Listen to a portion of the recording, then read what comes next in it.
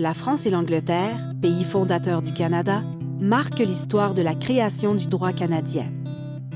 Le système juridique canadien découle des systèmes de ces deux pays que les explorateurs et les colons ont importés au Canada au 17e et au 18e siècle. Le droit canadien comprend de multiples domaines. Parmi ceux-ci, les droits et libertés, le droit criminel et le droit civil. On utilise le terme « droit civil » pour désigner deux notions très différentes, soit lorsqu'on désigne les affaires de droit privé par opposition au droit public, soit lorsqu'on parle du système juridique fondé sur un code civil, comme le Code civil du Québec. Le Québec est la seule province qui dispose d'un code civil fondé sur le Code Napoléon de la France. Le reste du Canada applique le régime de la Common Law anglaise. Les droits et libertés se formalisent dans la Charte canadienne des droits et libertés ainsi que dans diverses lois fédérales et provinciales. Par exemple, l'article 23 de la Charte définit le droit à l'instruction dans la langue de la minorité.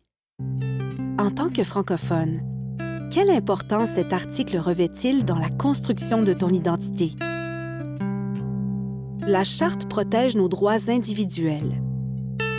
Cela dit, en période de crise, le gouvernement détient le pouvoir de retirer momentanément ses droits en imposant, par exemple, un couvre-feu en temps de guerre ou en autorisant la fouille à volonté en cas de menace terroriste. Vol, faux monnayage, voies de fait, ces infractions sont du ressort du droit criminel.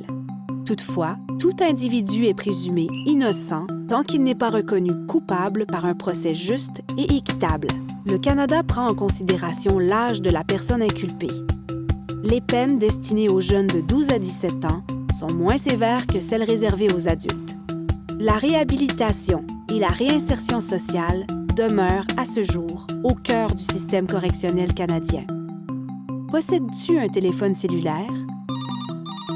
Si c'est le cas, ton fournisseur et toi avez signé un contrat. Cela relève du droit civil.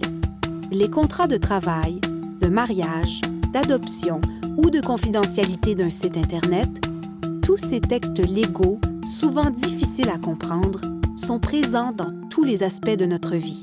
Le droit canadien évolue en fonction de facteurs sociaux, scientifiques, technologiques et historiques.